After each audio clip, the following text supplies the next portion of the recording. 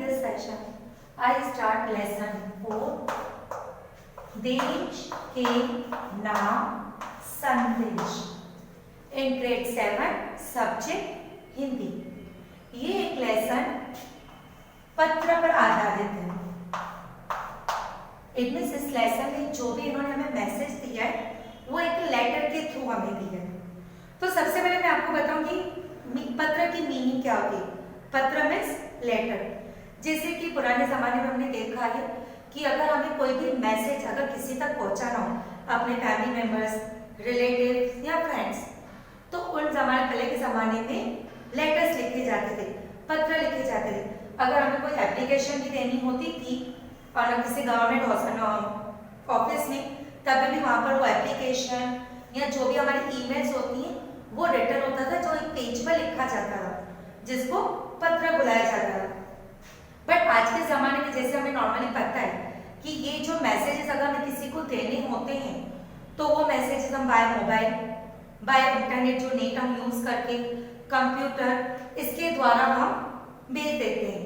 पर इस लेसन में पत्र के द्वारा हमारे डॉक्टर APJ अब्दुल कलाम, जो हमारे भारत देश के राष्ट्रपति रह चुके हैं, उन्होंने एक ईमेल लिखा था भारत के देशवासियों के लिए। भारत के देश में जो नागरिक रहते हैं उन नागरिकों के लिए उन्होंने एक ईमेल सेंड किया था, जिसका नाम ही था, ईमेल का नाम था, क्या आपके पास देश के लिए 10 मिनट हैं। ये कहने के पीछे डॉक्टर अब्दुल कलाम जी का उद्देश्य ये था कि वो हमारे भारत देश के नागरिकों को उनकी जिम्मेदारियां, उनके जो कर्तव्य हैं, उनको पालना कंप्लीट करने के लिए, उनको पालन करने के लिए वो उनके लिए उनसे एक सवाल पूछ रहे हैं, क्या आपके पास देश के लिए 10 मिनट हैं। क्योंकि जितना हम जानते हैं कि हम देशवासी, जो भी हम भारत देश के जो भी नागरिक हैं, हम अपनी जिम्मेदारियां कहीं ना कहीं आके भूल जाते हैं। जैसे कि हमने वोट कर दिया, हमने एक अच्छी सरकार चुन ली, बस वो सरकार अच्छे से काम कर रही नहीं, उसके प्रति हमारी बहुत सारी ड्यूटीज हैं, फर्ज है, जो निभाना भी हमारा ही काम है। तो ये पत्र डॉक्टर APJ अब्दुल कलाम, पत्र नहीं लिखा, इन्होंने ईमेल भेजा है देश के नागरिकों के लिए। कब दिया था? 19 मई 2005 के दिन। ओके, अभी यहाँ पर देश के लोगों के प्रति उनके कर्तव्य, जिम्मेदारियों के नियम को पालन करने का आग्रह किया है। किसने? डॉक्टर APJ अब्दुल कलाम ने।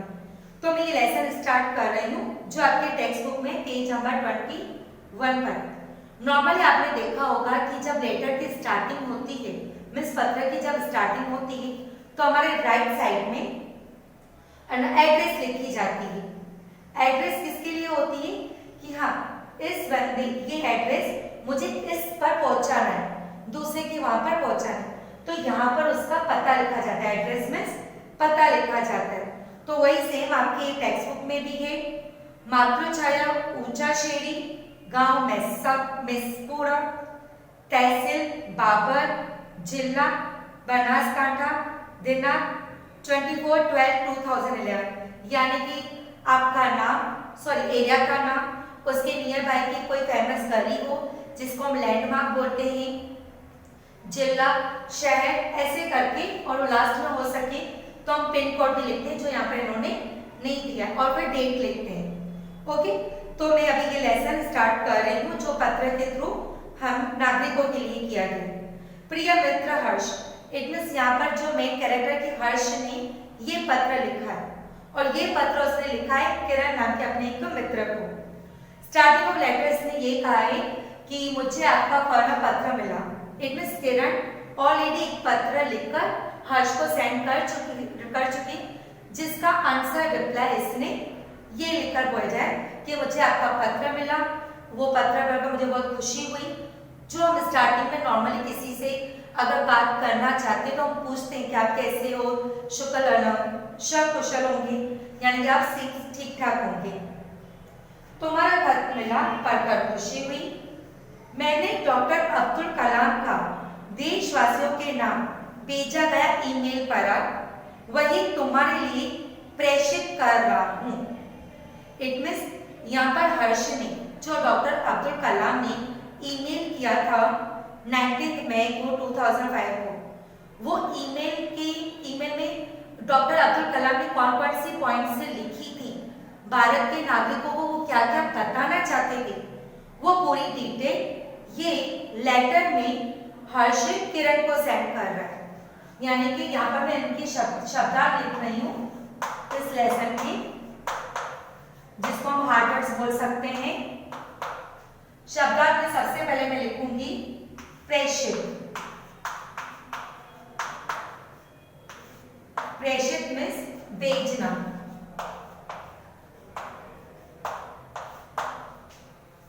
ओके, चलो अभी आगे बढ़ते हैं। डॉक्टर कलाम अपने संदेश की शुरुआत में ही पूछते हैं। अब जैसे डॉक्टर कलाम ने अपना जब ईमेल सेंड किया था तो हर्ष उसके बारे में कोई डिटेल बताते बोल रहे हैं कि अब्दुल कलाम जी ने सबसे पहले एक ही क्वेश्चन पूछा।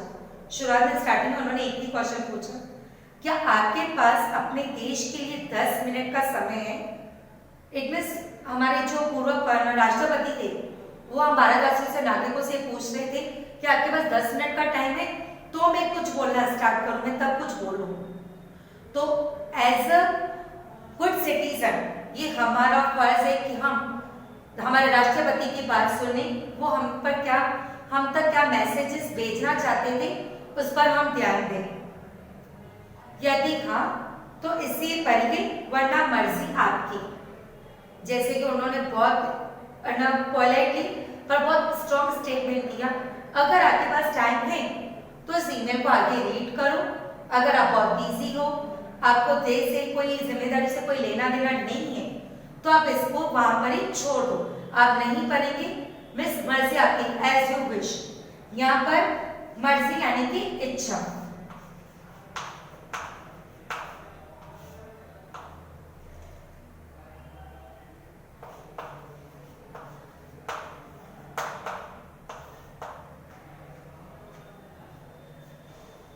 अभी इसके बाद आपके ब्रैकेट में है, यानी कि ये अज्यूम कर रहा है हर्ष। इसके बाद वह देश के लोगों को सोच बताते हुए कहते हैं, यानी कि अभी अब्दुल कलाम जी ने हम भारत नागरिकों को, भारत देश वासियों को ये बताया कि आप कहाँ कहाँ गलत हो, आपकी सोच क्या है, भारतवासियों की सोच क्या है। और अब्दुल कलाम जी कहते हैं हमारी सरकार निकम्मी है। वो ये सोचते हैं कि भारतवासी बोलते हैं कि हमारी सरकार निकम्मी है। निकम्मी यानी कि बेकार। निकम्मी मीन्स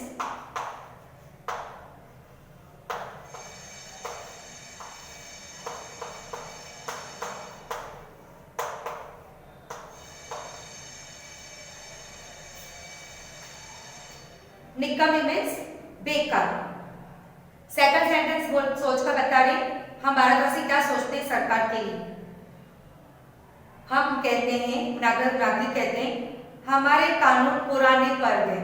कानून में यानी कि जो भी हमारे लॉस होते हैं, कायदे कानून, वो बहुत पुराने हो गए हैं। नगर पालिका कचरा नहीं उठाती। नगर पालिका यानी कि म्युनिसिपल कॉर्पोरेशन, जो हमारी सोसाइटी में, हमारे गली गली में आकर जो कचरा इकट्ठा करते हैं वो उनको निकाल कर जाते हैं। ऐसे म्युनिसिपल कॉर्पोरेशन और भी बहुत सारे काउंटर्स में होते हैं, अलग अलग ऑफिस उनके विभाग होते हैं, वो अच्छे से काम नहीं करते हैं। दूसरा हम बोलते हैं फोन काम नहीं करता है, रेलवे मजाक बन गया है, एयरलाइंस दुनिया में हमारी सबसे बड़ी खराब है, चिट्ठी अपनी मंजिल तक नहीं पहुंचती। इट मीन्स हम भारतवासी पूरा जो भी हमारी सरकार ने जो भी माइनस पॉइंट्स चल रही हैं उसका पूरा का पूरा दोष हम सरकार के ऊपर मल देते हैं। ये अब्दुल कलाम जी बोलते ये हम भारतवासियों की सोच है।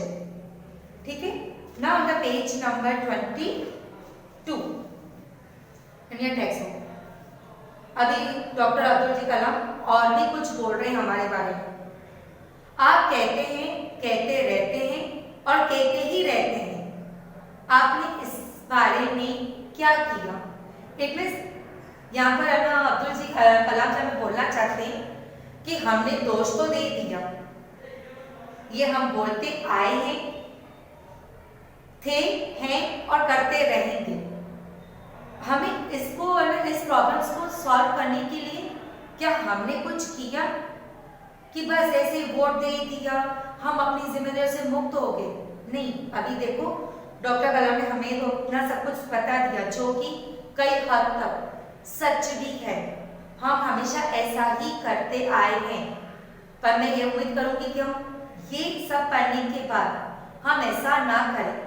जो हमारी ड्यूटीज हैं, कर्तव्य हैं, जिम्मेदारियां हैं, हम उनसे मुंह ना मोड़ें और उनको कहीं ना कहीं कंप्लीट करने की कोशिश करें, क्योंकि कहा गया है कोशिश करने वालों की कभी हार नहीं होती। अभी फिर राष्ट्रपति ने कहा, यानी फिर से अब्दुल कलाम जी फिर से एक सेंटेंस उन्होंने एक चीज ऐड की है। मान लीजिए एक व्यक्ति सिंगापुर जा रहा है, उसे अपना नाम दीजिए, उसे अपनी शक्ल भी दे दीजिए।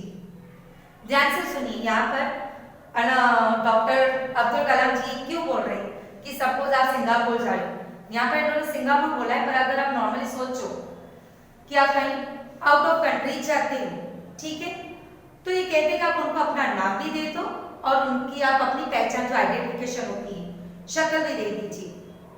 पर क्यों ये उन्होंने हमें ऐसा क्यों कहा है? आप दुनिया के सर्वश्रेष्ठ हवाई अड्डे पर उतरते हैं, सिंगापुर में आप अपनी सिगरेट का टुकड़ा सड़कों पर नहीं फेंकते और स्टोर में खाते भी नहीं हैं। ये नॉर्मली हमने और आपने सबने देखा है कि जब हम किसी और देश में जाते हैं, वहाँ पर हम उनके रूल्स रेगुलेशन जो भी उनके नियम है उनके पालन करते हैं, उनकी वाई करते हैं। वाई मीन्स यानी कि हम उनकी रूल्स रेगुलेशन को फॉलो करते हैं और उनकी अच्छाई भी करते हैं, उनकी तारीफ भी करते हैं। तो यहाँ पर इन्होंने हमें अब्दुल कलाम एक जैसे ताना बोल सकते हैं वैसे करके हमने बोला है कि हम सिंगापुर के जैसे ही रेलवे स्टेशन रेलवे बोल रही हूँ, हवाई अड्डे पर यानी कि एयरपोर्ट पर उतरते, वो बहुत बड़ा आलीशान होता है और वहां पर जाकर जो सिगरेट नॉर्मली अगर हम इंडिया में देखें तो लोग कैसे कचरा और सिगरेट पी कर यहाँ वो छोटे टुकड़े उसके फेंक देते, पर हम ये बाहर वाली कंट्री में नहीं करते। हम वो कचरा सिगरेट का टुकड़ा या तो डस्टबिन में डालेंगे, वहां पर स्टोर में भी नहीं खड़े रहते, यानी कि कहीं ग्रुप बनाकर वो गंद पान पिचकारी ये सब भी नहीं करते। आपको उनकी भूमिगत संपर्कों पर रक्षक महसूस होता है। भूमिगत यानी कि अज्ञात, अननोन।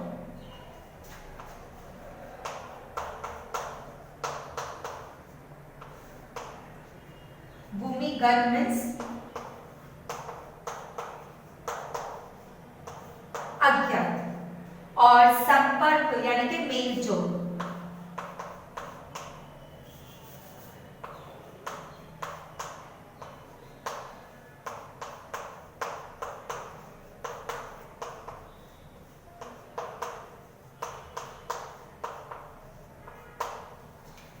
संपर्कों यानी कि जिसे हम कांटेक्ट रखते हैं, मेल जोल, ये सब हमें क्या लगते हैं? अच्छा लगता है। नहीं, रक्षक मीन्स महसूस, ईर्ष्या।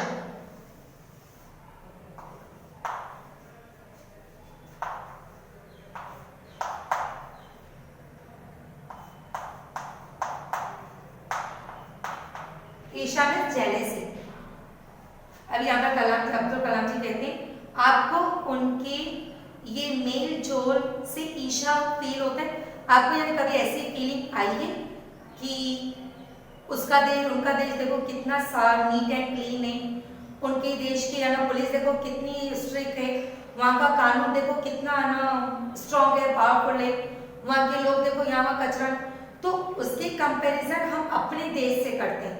यहाँ पे देखो कितना कचरा है, ये देखो कैसे कर रहा है, तो ये हम क्या करते हैं, वो करते हैं, कंपैरिजन करते हैं और कहीं ना कहीं उनसे जेलेसी फील करते हैं सोचकर कि वो देश ज्यादा कैपेबल है, अच्छा है, सब साफ सुथरा है। आज शाम 5 से 8 बजे के बीच आर्चर रोड पर कार चलाने का टोल टैक्स तकरीबन 60 रुपए भुगतान करते हैं। ये नॉर्मल हमें इन्होंने एक चीज बताई है कि अगर हम टोल टैक्स पे करते हैं, अगर पार्किंग में आपने निर्धारित समय से ज्यादा गाड़ी खड़ी की तो टिकट पंच कराते हैं, लेकिन आप सिंगापुर में कहते कुछ नहीं है। कहते हैं क्या?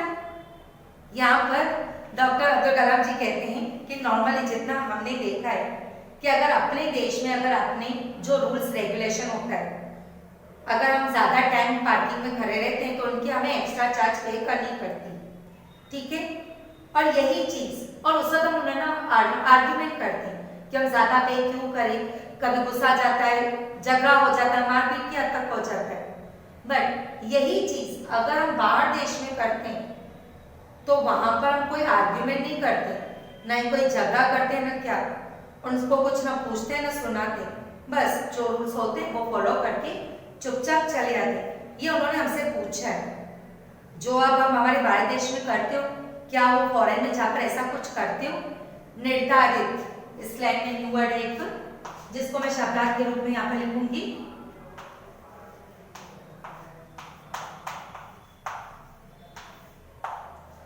निर्धारित यानी कि निश्चित। सो स्टूडेंट्स, यहाँ पेज नंबर 22 पर मैं आज का वीडियो एंड कर रही हूँ, ठीक है।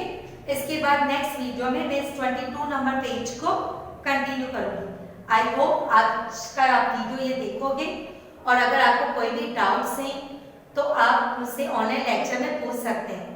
और एक और चीज, आज का ये आपका मैं होमवर्क दे रही हूँ कि आप इस लेसन का जो पेज नंबर 21 है और 22 का जो हाफ पेज मैंने ऊपर से 8 या 10 लाइन जितना करवाया है वो आप अच्छे से रीड करके रखना। Okay, thank you and have a nice day.